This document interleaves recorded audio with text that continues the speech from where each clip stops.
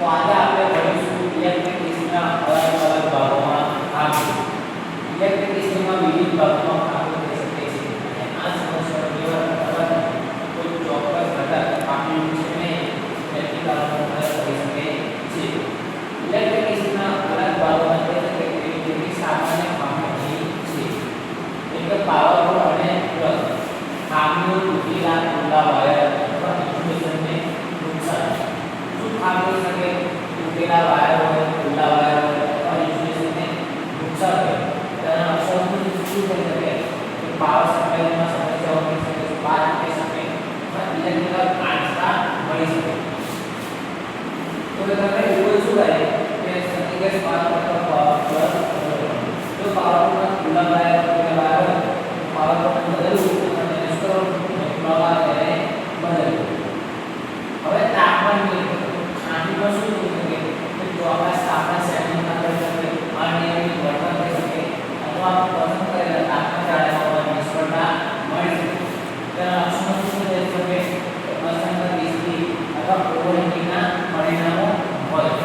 ઉપયોગ શું થઈ શકે? તાપમાન નિયંત્રણ પદ્ધતિનું સમર્થન અથવા તાપમાન નિયંત્રણ જે આવે તેને આપણે નિયંત્રણ કરવા માટે બદલવું. હવે હીટિંગ એનર્જી, બર્નઆઉટ, અકસ્માત ગરમી અથવા સંપૂર્ણ નિષ્ફળતા. તો એના લક્ષણ શું છે? લોખંડ ગરમ ન થવું, હીટિંગ એનર્જી દેખીતી સર્કિટ થવું અથવા વધુ ગરમ થવું. તેને શું કહેવાય? હીટિંગ એનર્જી આવે તેને શું આપણે બદલવું. થર્મોસ્ટેટ એને ખાસ શું છે કે તાપમાન નિયંત્રણમાં નિષ્ફળતા, જેના કારણે વધુ ગરમ થવું અથવા ગરમી થવી. લક્ષણ શું છે? અસંગત તાપમાન નિયંત્રણ, બળી ગયેલું કાપડ અથવા સલામતીની ચિંતાઓ. ઉકેલ શું છે? થર્મોસ્ટેટનું સમાધાન કરો અથવા મજબૂત. સોલ્વેટ ખામીઓ, સોલ્વેટમાં શું છે? ખામી શું છે કે વાહકો પડી જવું, નુકસાન થવું અથવા નવી ગરમીનું વિતરણ. તેના લક્ષણ શું છે? અસમાન સ્ટીલ, કાપડ ઘટી જવું અથવા સોલ્વેટનું દ્રશ્યમાન નુકસાન. ઉકેલ શું છે? સોલ્વેટ બદલવું. ટીમ ફંક્શન, ખામીઓ, વરાળ ન હોવી, વધુ રિજેક્ટ થવું અથવા બરાબર ન થવું. લક્ષણો શું છે? કલ્ચરની દૂર કરવી અથવા કપડા પર પાણી નાખવું અસરકારક. તો ઉકેલ છે વરાળ સ્ટીલ મેક્સિમ સાફ કરો અથવા બદલો. પાણીને જાળવી તથા અથવા બરડ ઉપર કોઈ પણ સમસ્યાનું નિરાકરણ કરો. ઓટો શટ ઓફ સિસ્ટમ જો લાગુ હોય તો ખામી બંધ થવાની નિષ્ફળતા સમય પહેલા બંધ થાય છે અથવા કામ કરતું નથી. લક્ષણો સલામતીની ચિંતાઓ, સંબંધિત ઓવરહીટિંગ અથવા અસુવિધા. ઉકેલ શું છે કે ઓટો શટ ઓફ સિસ્ટમમાં ખામી ઘટકોનું નિરીક્ષણ કરો અને બદલો. સૂચક લાઇટ કે લાઇટ કામ કરતી નથી અથવા ખોટી માહિતી આપતી નથી. તેના લક્ષણો શું છે કે આયનની સ્થિતિ નક્કી કરવા મુશ્કેલી થવી, ગરમી તૈયાર અથવા બંધ. ઉકેલ કરો સૂચક લાઇટ બદલો અથવા રિપેર કરો. હવે જો કે ઇલેક્ટ્રિક આયન સમાધાન કરવા જરૂરી સાધનોની સાધન સામગ્રી. પહેલી છે સ્ક્રૂડ્રાઈવરનો શોર્ટ આચરણ ચિત્ર. તો તેનો ઉપયોગ શું થાય છે? સ્ક્રૂડ્રાઈવર એક હાથનું સાધન છે જેનો ઉપયોગ સ્ક્રૂ ફેરવવા માટે થાય છે. તેમાં સામાન્ય રીતે હેન્ડલ અને શાફ્ટ હોય છે જેની ફોર્સ સ્ક્રૂના માધ્યમથી થાય છે. સ્ક્રૂડ્રાઈવર ખૂબ જ મહત્વપૂર્ણ છે અને તેનો ઉપયોગ સ્ક્રૂ, બોલ્ટ, નટ્સને કડક કરવા માટે થાય છે. તે વિવિધ આકારોમાં આવે છે અને બોલ્ટના કદ મુજબ બદલી શકાય છે. રેન્ચ અથવા પ્લાયર્સ. પ્લાયર્સ એ બહુમુખી સાધન છે જે કટિંગ પ્લાયર્સ અને રિવીટ પ્લાયર્સ કમ્પ્લીટ સ્ક્રૂડ્રાઈવરની જોડે છે. તેમાં ભરેલા કપડા માટે અત્યાધુનિક દાંતાદાર જડબા હોય છે. તે વિવિધ ખામીઓને પકડવા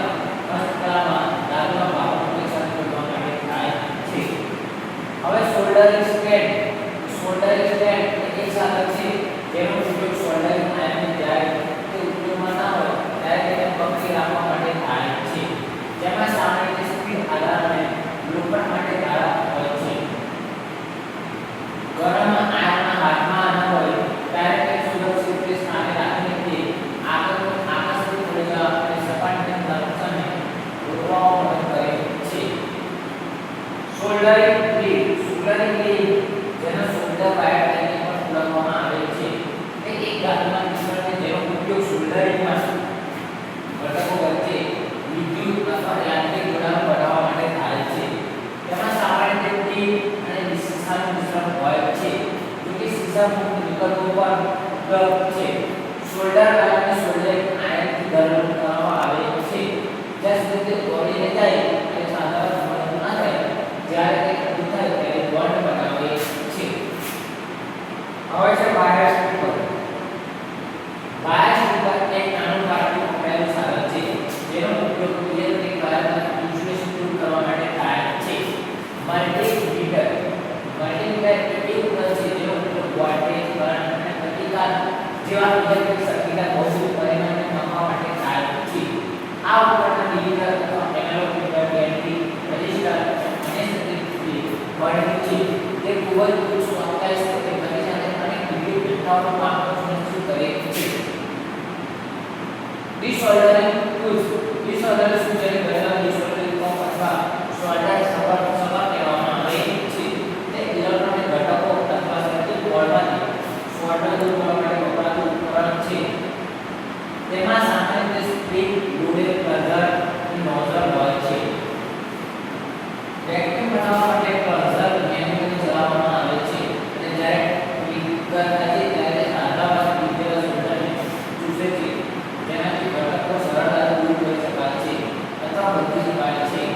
ઇલેક્ટ્રોનિક ઉપકરણોના સમારકામ અથવા બચાવ માટે ડિસઓર્ડરિંગ ટૂલ્સ અનિવાર્ય છે. સફાઈ બ્રશ.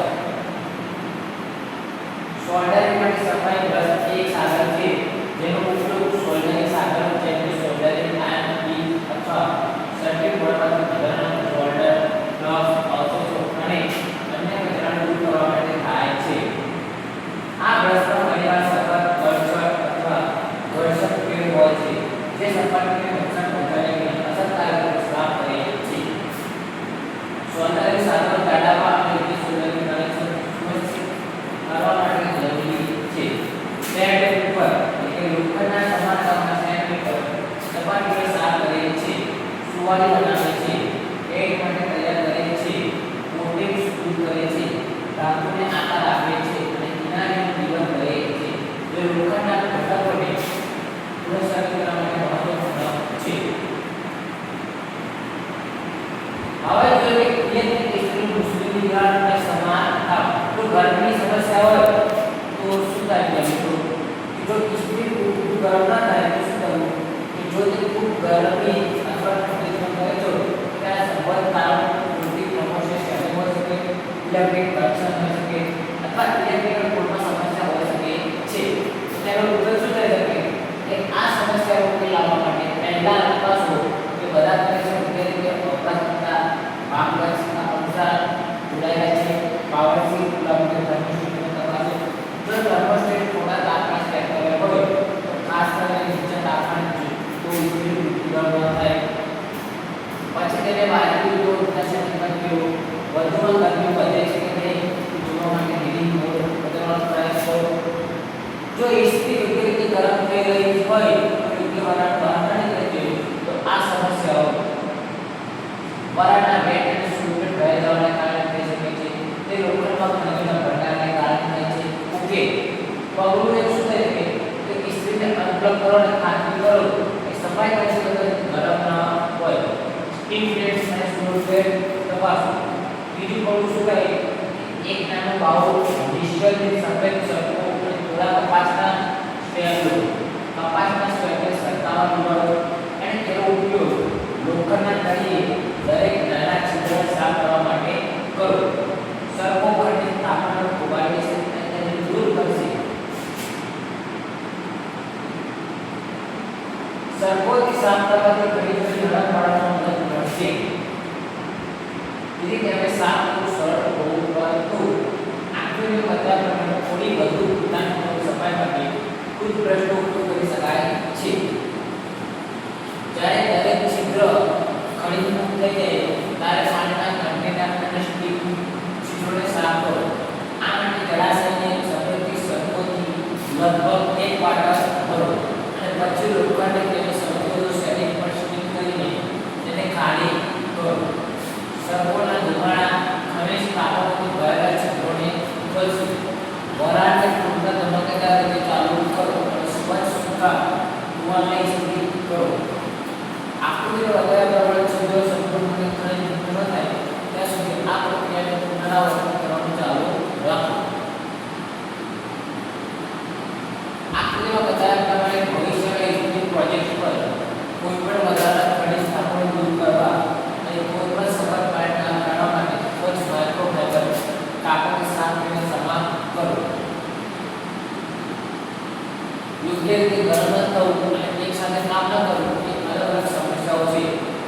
જે સામાન્ય સમસ્યાનો સામનો કરે છે એ લોકોનું કામ ન કરવું.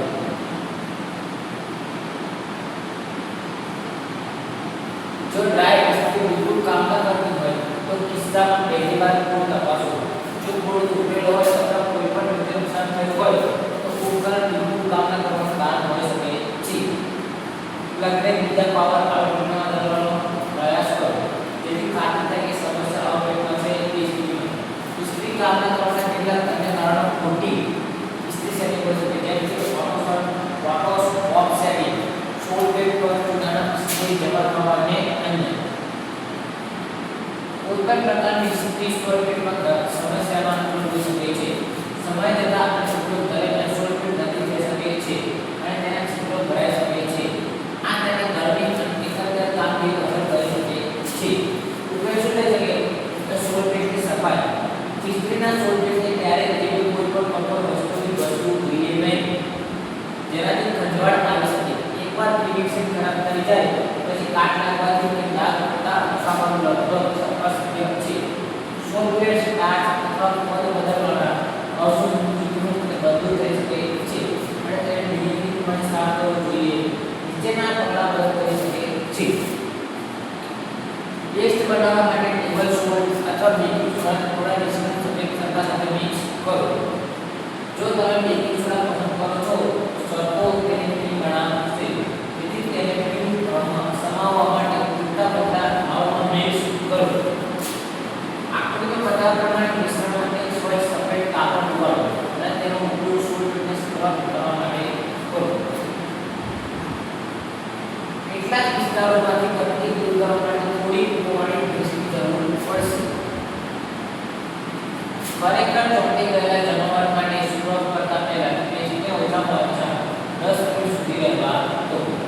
સ્વચ્છ પાણીમાં ડૂબાડેલા સ્વચ્છ સફેદ કાપડના ઉપયોગ કરીને સોલ્ટને ધોઈ લો. પછી આપણે બતાવ્યા પ્રમાણે સૂકવી દો. મજબૂત સપાટી પર ઇસ્ત્રી સીધી સ્થિતિમાં રાખીને સ્ક્રૂ કટર નિરીક્ષણ કરો. જો તમને સ્ક્રૂમાં કોઈ સફેદ પસંદ નહીં તો બિલ આપણે દૂર કરવા માટે લાકડા અથવા પ્લાસ્ટિક ટૂથપીક અથવા જૂના ટૂથબ્રશનો ઉપયોગ કરો. આ કચરો બતાવ્યા પ્રમાણે ક્યારેક તેનો ધાતુ ઉપયોગ કરશે જે સોલ્ટની ખંજવાળી શકે. ઇસ્ત્રીમાં બીજી એક ઇસ્ત્રી કપડાનો જો યુઝ કરું ઇસ્ત્રીમાં બીજી એક સામાન્ય સમસ્યા કપડા અથવા કપડાનું કાપડ ચોંટી જવું. આ બધી ગયેલી કરિયાણાની કારણે હોઈ શકે છે. જો તમે કપડાને ઇસ્ત્રી પર રહ્યા છો તેના પર પડી ગયેલા ભરેલા નિશાન ન એટલે અથવા કોઈ દાગા હોય તો કોઈ સમસ્યા નથી, પરંતુ શક્ય તેટલું સાફ કરવાનો પ્રયાસ કરવો એ સારો વિચાર છે. ઉકેલ સોલ્ડેડ પર પડી ગયેલા ભરેલા નિશાન દૂર કરવા માટે નીચેના પગલાઓ યોગ્ય થઈ શકે. પહેલું કે આયર્નને સંપૂર્ણપણે ઠંડુ કરવા દો. એક ક્વાર્ટર પ્લેટ અથવા ક્વાર્ટર બોટલો અને તેને 80 પર ભેજથી પોલિશ કરવાથી ભીનો કરો અથવા પોલિશ રિમૂવરને સળગેલા નિશાન પર સ્વાઇપ પર નાખવાનો બચાવ અદ્રશ્ય કરતા જુઓ. ખામીયુક્ત વોલ્યુમ બદલવું. તો જો કોઈ ટેકનિશિયન ગાડી પર સુધારવામાં અથવા ખામી સુધારવામાં અસમર્થ હોય અથવા ગ્રાહકની સાઇટ પર ઘટકો ઉભી શકાતા તો ખામીયુક્ત વોલ્યુમ ઘટકની સેવા કેન્દ્ર કરવામાં આવે છે. ત્યારબાદ ટેકનિશિયન સેવા કેન્દ્રમાંથી કાર્યાત્મક વોલ્યુમ કરે છે અને ગ્રાહકની સાઇટ પર ખામી ઘટક કરે છે. હવે રિપેર કરેલા મોડ્યુલની કાર્યક્ષમતાની પુષ્ટિ કરે.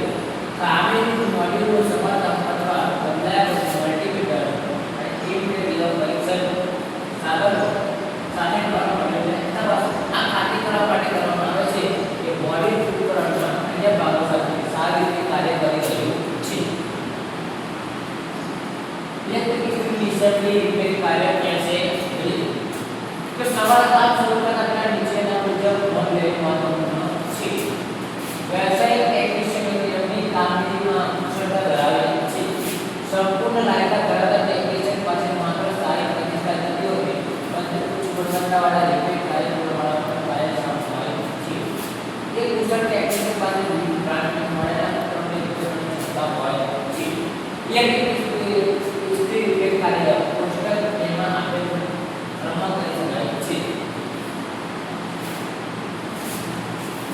જો એક્શન શું થાય તો સ્ક્રૂ ડ્રાઈવરનો ઉપયોગ કરીને ઇલેક્ટ્રિક સિસ્ટમ પાછળના કવર પરના કંઈક બોલ્ટ ખોલો પછી નિરીક્ષણ કરો અને સમારકામ માટે આંતરિક ઘટકો સુધી પહોંચવા માટે કવરને કાળજીપૂર્વક દૂર કરો આયનને પાછું પ્લગ કરતા પહેલા કવરને ફરીથી જોડો અને બોલ્ટને સુરક્ષિત રીતે કડક કરો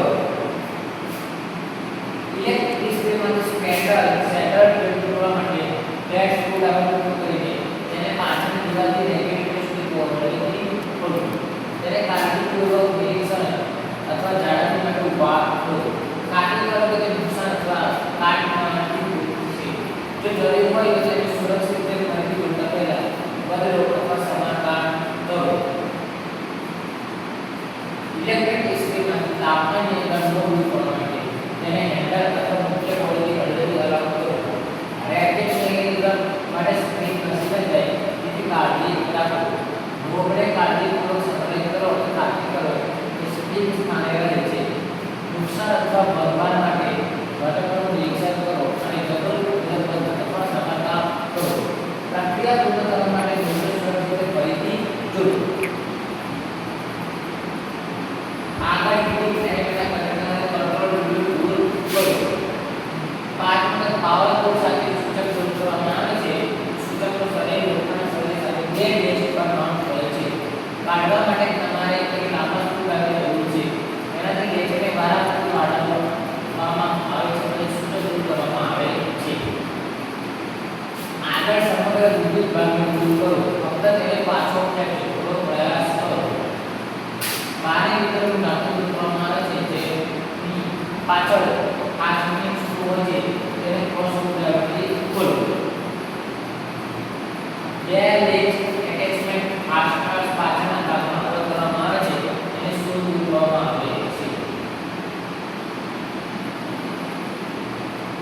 હવે જો કે સમારકામ કરેલા મોડ્યુલ્સની કામગીરીની તપાસ પહેલું તો મોડ્યુલ ફરીથી એસેમ્બલી કરેલો અને બધા પાવર પોઈન્ટ સુધારી કે પાવર ચાલુ કરો અને ખાતરી કરો કે મોડ્યુલ કાર્યરત છે તપાસ કે મોડ્યુલના બધા ઘટકો સ્વતંત્ર રીતે કાર્ય કરે છે ગ્રાહક સાથે મળેલી કાર્યક્ષમતાની પુષ્ટિ કરો ગ્રાહકના સમય પ્રક્રિયાઓ અને અન્ય શ્રેષ્ઠ પ્રક્રિયાઓ સુનિશ્ચિત કરો જો લાગુ પડે તો ગ્રાહક પાસે જરૂરી છૂટછાટ એકત્રિત કરો પ્રયાસ કરવા માટે અન્ય દસ્તાવેજોની પ્રક્રિયા પૂર્ણ કરો ગ્રાહક સાથે ફોર્મ ભરવાને ચૂકવણી કરવા ગ્રાહકને જરૂરી ફોર્મ પર ગ્રાહક સહી મેળવો કોઈપણ